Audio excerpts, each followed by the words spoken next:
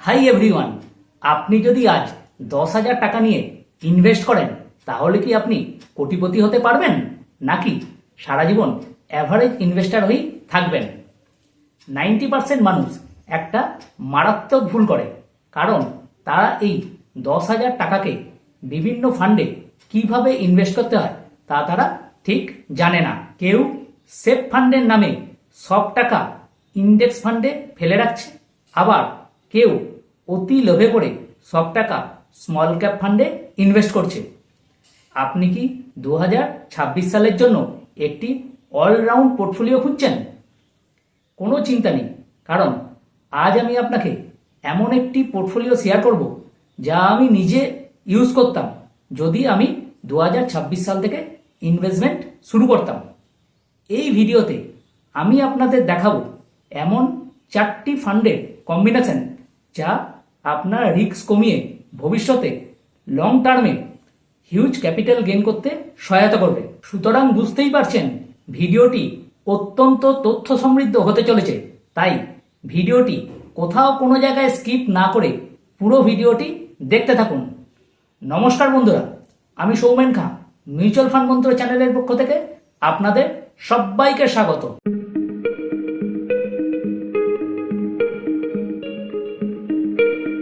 প্রথমে আসি আপনার পোর্টফোলিওর ডাইভার্সিফিকেশন নিয়ে।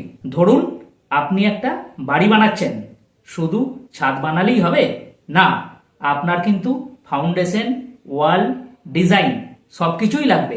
তেমনি একটি পারফেক্ট পোর্টফোলিওতে 4টে লেয়ার লাগে। প্রথমে আপনার 10,000 টাকাকে 4 ভাগে ভাগ করব। প্রথম ভাগ 25%, অর্থাৎ 2500 টাকা। এই অ্যামাউন্ট আমরা ইনভেস্ট করব নিফটি 50 ইন্ডেক্স ফান্ডে। এটি আপনার পোর্টফোলিওর মেরুদণ্ড। এবার স্বভাবতই প্রশ্ন আসতে পারে, নিফটি 50 ইন্ডেক্স ফান্ড কি? কিন্তু তার আগে আপনাকে জানতে হবে ইন্ডেক্স ফান্ড আসলে কি। ইন্ডেক্স ফান্ড হলো একটি ওপেন এন্ডেড ফান্ড যেটা কোনো নির্দিষ্ট ইন্ডেক্সকে ট্র্যাক করে বা রেপ্লিকেট করে। সেবির নিয়ম অনুসারে এই পার্টিকুলার ইন্ডেক্সে মিনিমাম 95% ইনভেস্টমেন্ট করতে হবে। আর নিফটি 50 ইন্ডেক্স ফান্ড কিন্তু নিফটি 50 ইন্ডেক্সকে ট্র্যাক করে বা রেপ্লিকেট করে। নিফটি 50 ইন্ডেক্সে ভারতের সেরা 50টি কোম্পানি আছে, তাই বাজার পড়লেও এই ফান্ডটি কিন্তু আপনার পোর্টফোলিওকে সুরক্ষা দেবে। দ্বিতীয় ভাগ 25%, অর্থাৎ 2500 টাকা। এই অ্যামাউন্ট আমরা ইনভেস্ট করব মিড ক্যাপ ফান্ডে। এখন প্রশ্ন হতে পারে, মিড ক্যাপ ফান্ড কি? এটি একটি ওপেন এন্ডেড ফান্ড যা সেবির নিয়ম অনুযায়ী মিনিমাম 65% মিড ক্যাপ কোম্পানিতে ইনভেস্ট করে। অর্থাৎ আমরা এখানে সেই সব কোম্পানিতে ইনভেস্ট করব যারা ভবিষ্যতে লার্জ ক্যাপ হবে। এই ফান্ডের ঝুঁকি মাঝারি মানের, কিন্তু রিটার্ন ইন্ডেক্স ফান্ডের চেয়ে বেশি। তৃতীয় ভাগ 30%, অর্থাৎ 3,000 টাকা। এই অ্যামাউন্ট আমরা ইনভেস্ট করব স্মল ক্যাপ ফান্ডে। এবার আসি স্মল ক্যাপ ফান্ড কি? এটি একটি ওপেন এন্ডেড ফান্ড যা সেবির নিয়ম অনুসারে মিনিমাম 65% স্মল ক্যাপ কোম্পানিতে ইনভেস্ট করে। এখানে রিস্ক বেশি, তাই 30%-এর বেশি অ্যামাউন্ট রাখছি না। আমি এমন অনেক পাবলিক দেখেছি যারা লোভে পড়ে সব টাকা স্মল ক্যাপ ফান্ডে ইনভেস্ট করে, কিন্তু যখন মার্কেটে ফল আসে তখন তারা প্যানিক সেল করে বেরিয়ে আসে। চতুর্থ ভাগ 20%, অর্থাৎ 2,000 টাকা। এই অ্যামাউন্ট আমরা ইনভেস্ট করব ফ্লেক্সি ক্যাপ ফান্ডে। এবার আসি ফ্লেক্সি ক্যাপ ফান্ড কি? এটি একটি ওপেন এন্ডেড ফান্ড। সেবি রেগুলেশন অনুসারে ফ্লেক্সি ক্যাপ ফান্ডে মিনিমাম 65% ইনভেস্টমেন্ট ইকুইটি বা ইকুইটি রিলেটেড প্রোডাক্টে করতে হবে। এই 65% ইনভেস্টের মধ্যে fund manager large cap, mid cap বা স্মল ক্যাপ যে কোনো জায়গায় ইনভেস্ট করতে পারে। এখানে কোনো সেবির রেস্ট্রিকশন নেই। অর্থাৎ এটি আপনার পোর্টফোলিওর ফ্রি প্লেয়ার ফান্ড ম্যানেজার অবস্থা বুঝে লার্জ ক্যাপ, মিড ক্যাপ বা স্মল ক্যাপ যে কোনো জায়গায় ইনভেস্ট করতে পারে। এবার আসি 2026 সালের ট্যাক্স পলিসি নিয়ে। ধরুন আপনি 2 লাখ টাকা প্রফিট করলেন, তাহলে কিন্তু আপনি হাতে 2 লাখ টাকা পাবেন না, কিছু পরিমাণ টাকা গভর্নমেন্ট অলরেডি কেটে নেবে। এটাকেই বলা হয় ট্যাক্স। শেয়ার মার্কেটে 2 ধরনের ট্যাক্স আছে, একটি হলো এসটিসিজি বা শর্ট টার্ম ক্যাপিটাল গেন, আরেকটি হলো এলটিসিজি অর্থাৎ লং টার্ম ক্যাপিটাল গেন। প্রথমে আসি এসটিসিজি অর্থাৎ শর্ট টার্ম ক্যাপিটাল গেন। যদি আপনি আপনার ইনভেস্টমেন্ট 1 বছরের আগে উইথড্র করেন, তাহলে কিন্তু আপনাকে গভর্নমেন্টকে 20% হারে ট্যাক্স দিতে হবে। নেক্সট আসা যাক এলটিসিজি অর্থাৎ লং টার্ম ক্যাপিটাল গেন। যদি আপনি আপনার ইনভেস্টমেন্ট মিনিমাম 1 বছর রাখেন বা তার বেশি রাখেন, তখন তাকে লং টার্ম ইনভেস্টমেন্ট বলে। এই লং টার্ম ইনভেস্টমেন্টের ক্ষেত্রে 1.25 লাখ টাকার উপরে যদি আপনি প্রফিট করেন, তাহলে গভর্নমেন্টকে 12.5% হারে ট্যাক্স দিতে হবে। তাই এক্ষেত্রে আমার পরামর্শ, যতটা সম্ভব লং টার্মে ইনভেস্ট করুন, কারণ এক্ষেত্রে আপনাকে 1.25 লাখ টাকা পর্যন্ত কোনো ট্যাক্স দিতে হবে না এবং 1.25 লাখ টাকার উপরে আপনাকে ট্যাক্স দিতে হবে মাত্র 12.5%, যেটা কিন্তু এসটিসিজির থেকে অনেকটাই কম। এবার আসি সবচেয়ে গুরুত্বপূর্ণ পাওয়ার অফ এসআইপি বা এসআইপির ক্ষমতা নিয়ে। দেখুন স্ক্রিনে আপনারা দেখতে পাচ্ছেন একটা এসআইপি ক্যালকুলেটর। ধরুন আপনি 10,000 টাকা ইনভেস্ট করছেন, যেটা আমরা ভিডিওতে বলেছি 10,000 টাকা ইনভেস্ট করে কীভাবে কোটিপতি হওয়া যায়।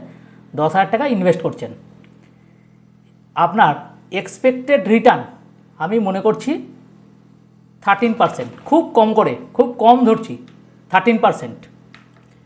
পিরিয়ড অফ ইনভেস্টমেন্ট সেটা মনে করছি 10 বছর।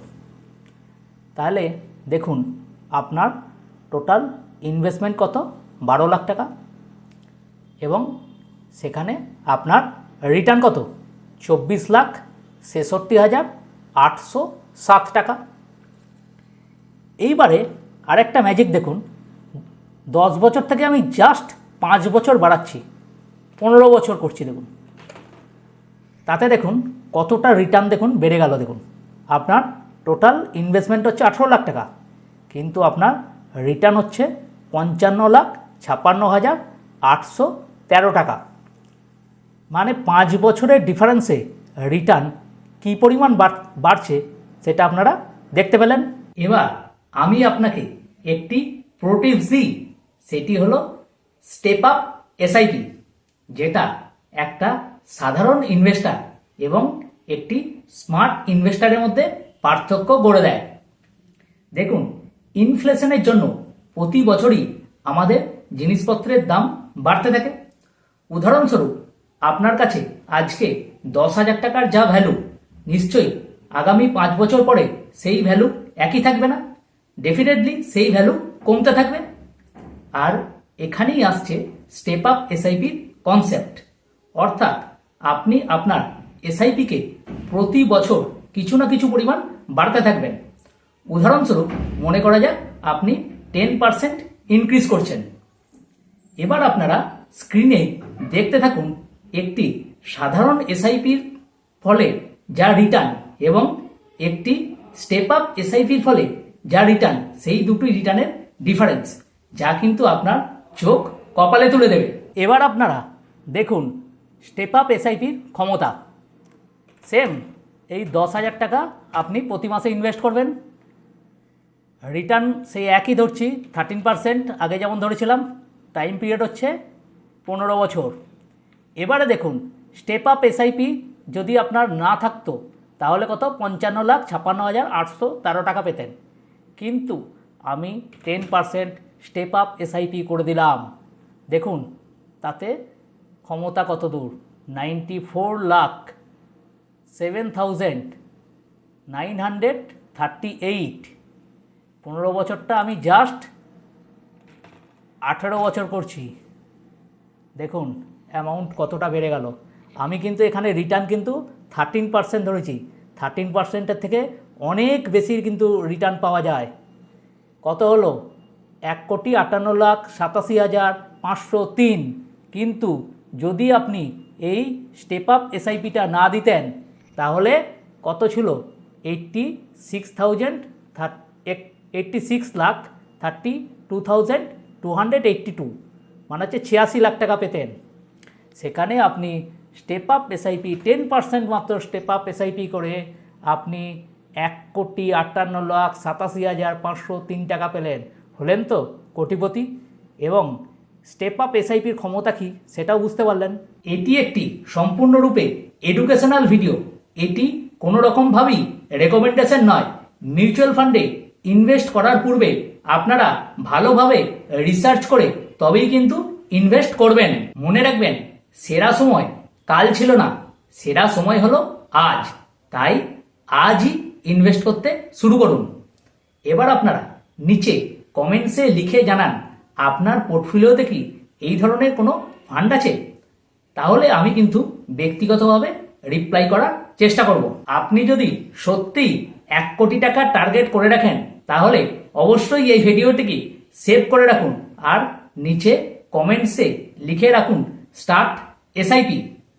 ভিডিওটি যদি ভালো লাগে তাহলে অবশ্যই আপনার বন্ধু বান্ধব এবং আত্মীয় স্বজনের সঙ্গে ভিডিওটি শেয়ার করুন। আর এই ধরনের ইনফরমেটিভ ভিডিও পেতে অবশ্যই চ্যানেলটিকে সাবস্ক্রাইব করে রাখুন। দেখা হচ্ছে পরের ভিডিওতে। ততক্ষণের জন্য নমস্কার।